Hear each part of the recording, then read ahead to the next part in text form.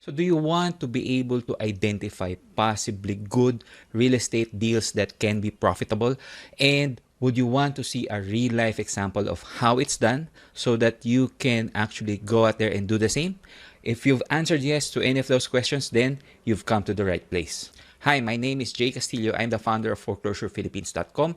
And in this video, I will show to you how you can identify possibly good real estate deals. Basically, what you need to do before you start buying or investing in real estate. So by the end of this video, you will have a reliable and objective way of checking if a property really has room for profit, if you're going to flip a property or if you're going to keep it as a rental. Let me share with you my first real estate deal way back in 2009. And I'd like to start with this because I believe a lot of you would be in a similar situation. So you want to start with real estate, but how can you actually do this? And this is how it happened for me. So I attended this auction of foreclosed properties way back in February 2009, and this was my lucky paddle, so to speak. This is the actual house that was being renovated. Let me share with you the details of this first real estate deal of mine. This was a foreclosed property and it was for sale at 1.194 million, and I won at minimum bid price. So basically, there were no other bidders. It was only me who made the bid. It was only me who raised my paddle. And I was so happy when I ended up as the winning bidder. But later, that feeling of happiness turned into concern because maybe other bidders saw a problem that I missed. Maybe I was the only one who was dumb enough to miss those problems. That's why there were no other bidders. And I also had these other questions in mind, like, can I really afford this property? Maybe I made a mistake. What if I can't afford it for the long term? What if I'll end up in foreclosure just like the other properties on those listings? And another question on my mind was, is this really a good deal? Now, let me go through this by sharing with you the 3 steps on how to find a profitable real estate deal.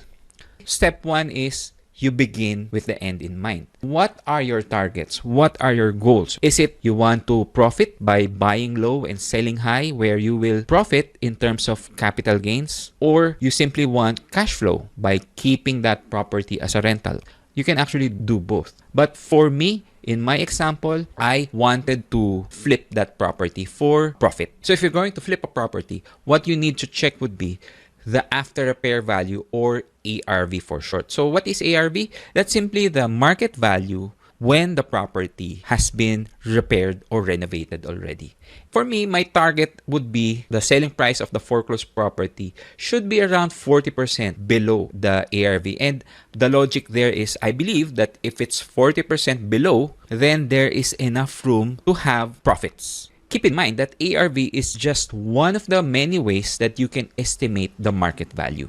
You should also use comparables where you check how much would a very similar property with close to the same size, same number of bedrooms, same lot area, same floor area, how much were those sold for recently. You can also rely on appraisals by licensed real estate appraisers. But in this case, I will focus on the ARV based on how much would it cost to construct a new property. So this is my ARV calculator on my blog foreclosurephilippines.com, and you can actually use this. And let me show to you how I was able to compute for the ARV. So in this case, that foreclosed property that I was thinking of buying had a lot area of 99 square meters and the floor area was 48 square meters.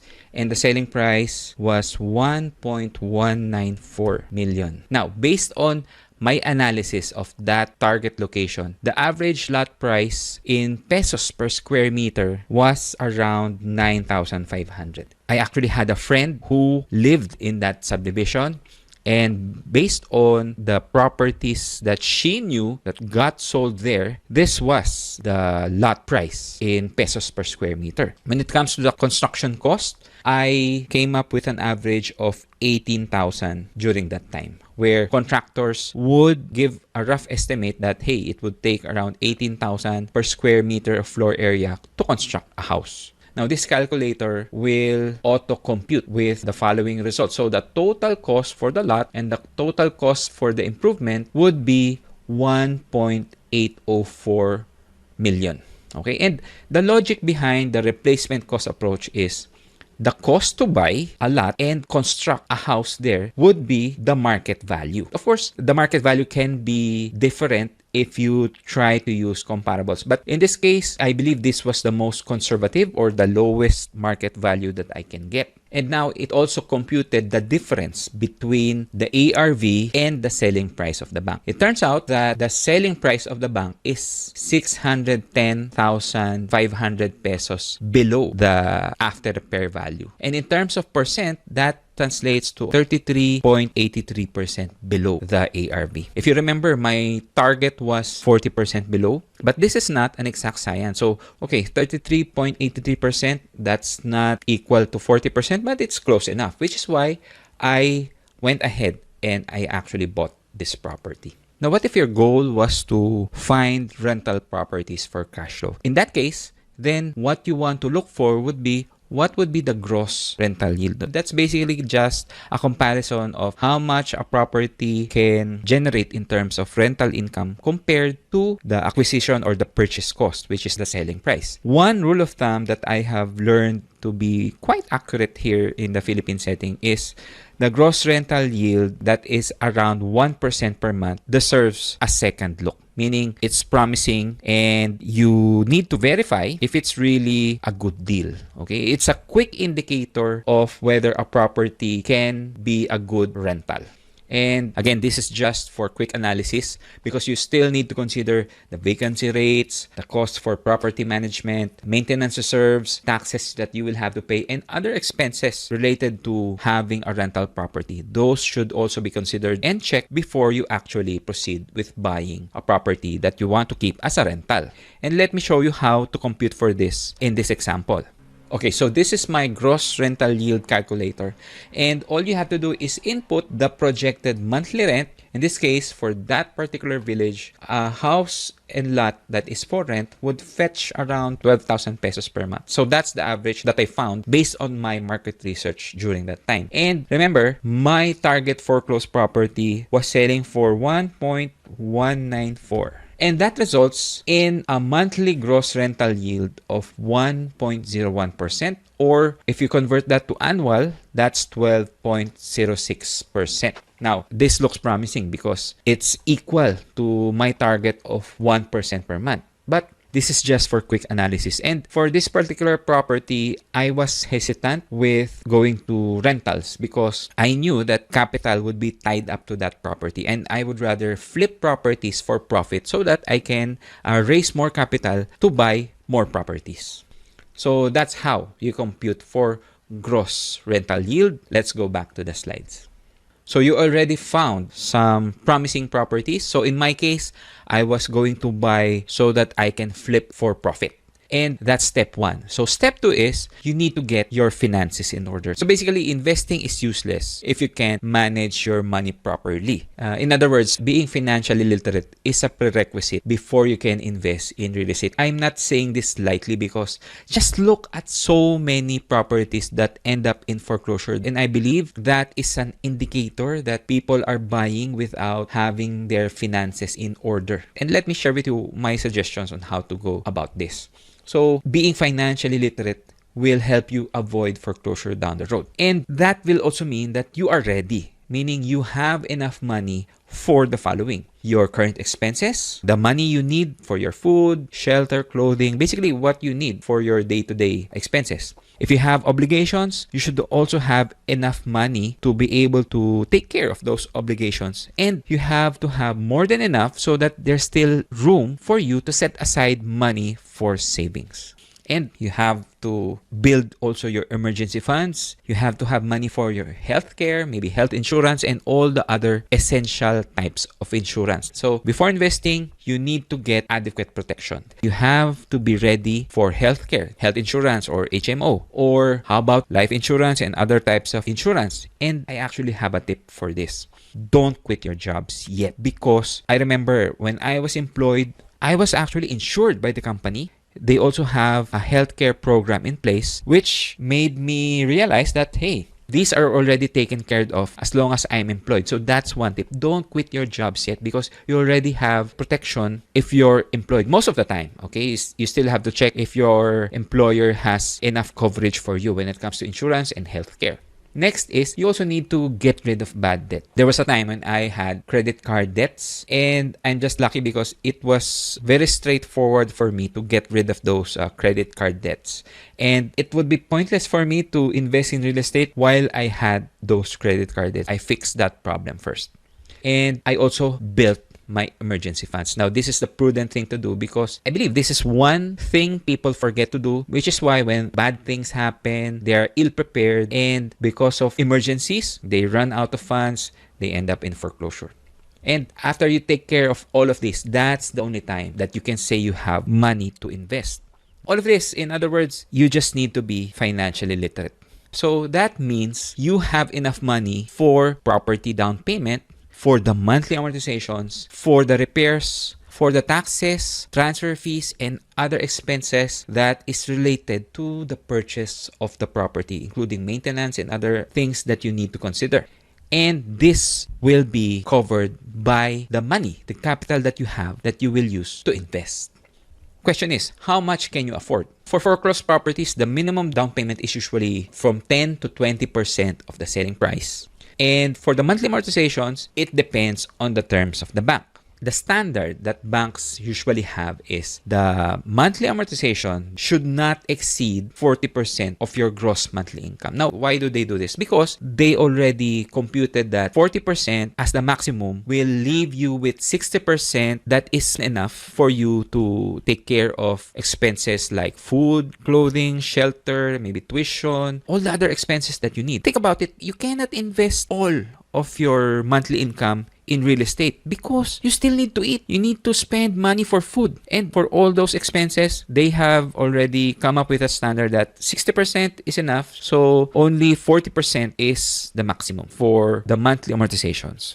Now, to illustrate, going back to my example, the foreclosed property is for sale at 1.197 million. The minimum down payment was 20%. Balance will be payable in 10 years at 12% annual interest rate.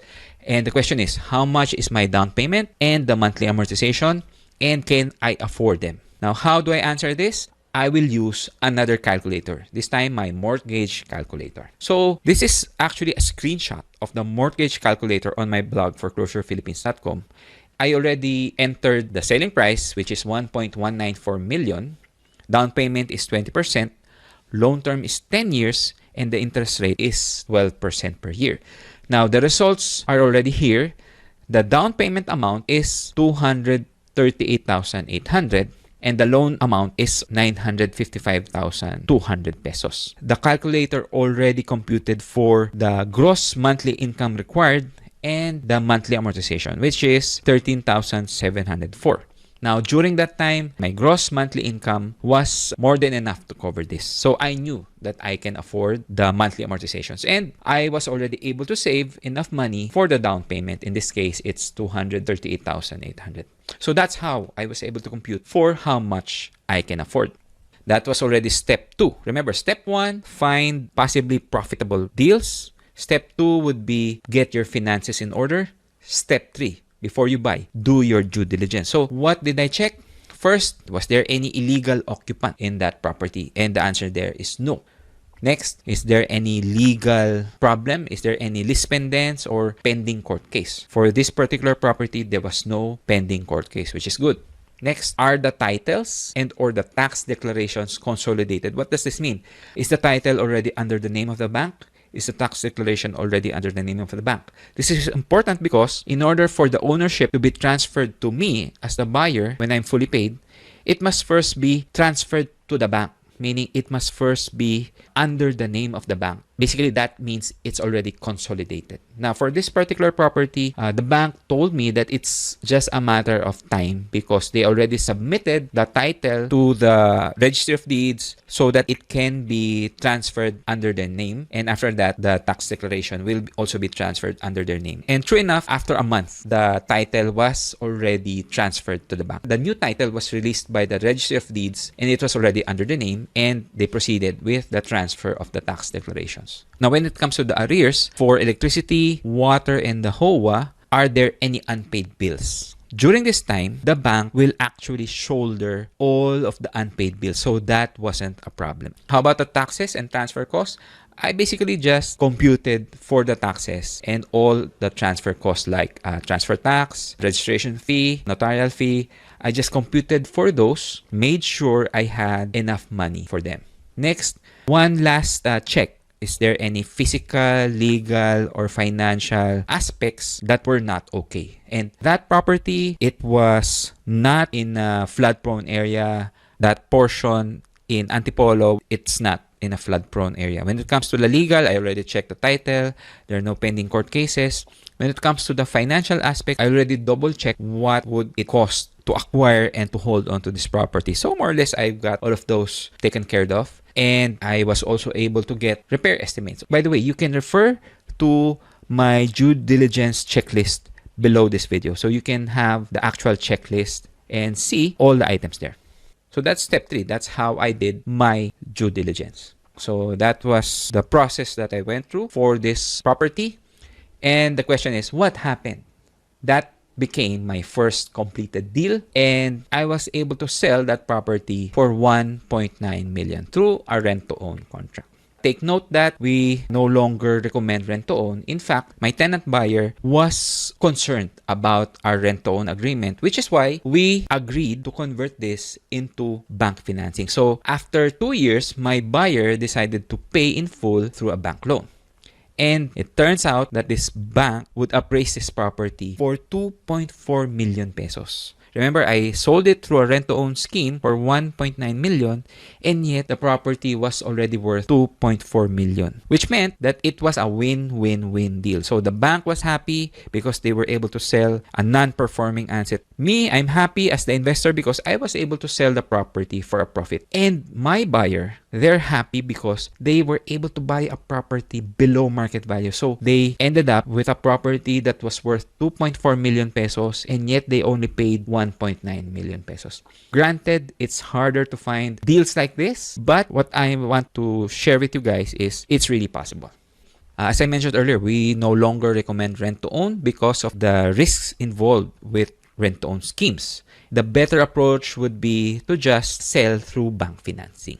After that successful deal, more deals happened, more successful deals. As I mentioned, I ended up doing 3 successful deals. I ended up buying 3 foreclosed house and lots in 2009. Although my target was 4, I was only able to buy 3 because Ondoy struck in September of 2009. But still, 3 out of 4 is not bad.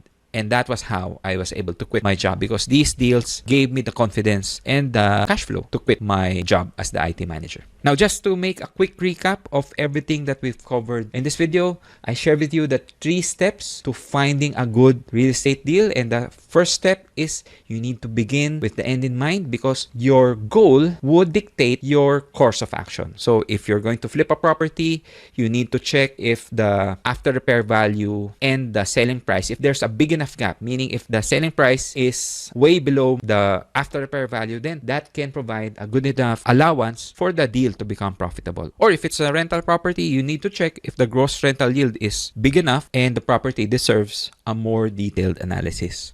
Step 2 would be get your finances in order. Again, without this, you might be making a big mistake. You might be buying a property that you cannot afford. By going through this, you make sure you can really afford that property, you can sustain the payments, and you will be able to complete the payment for the target property. And the final step would be to do your due diligence. You need to check if it's not occupied. You need to check if there's any problems with the physical, legal, and financial aspects, and so on and so forth. So that's basically how I was able to end up with a good deal. And in my next video, I will show you what comes next. I will show you the entire blueprint, so to speak, of going through a real estate transaction, which is how you do real estate investing. So with that, I'd just like to say thank you guys. And if you have any questions or comments, or what problems are you facing with investing in real estate right now, let me know by leaving a comment below, and I promise to read all your comments and answer as much as I can. Thanks again, guys, and I'll see you in the next video. Bye.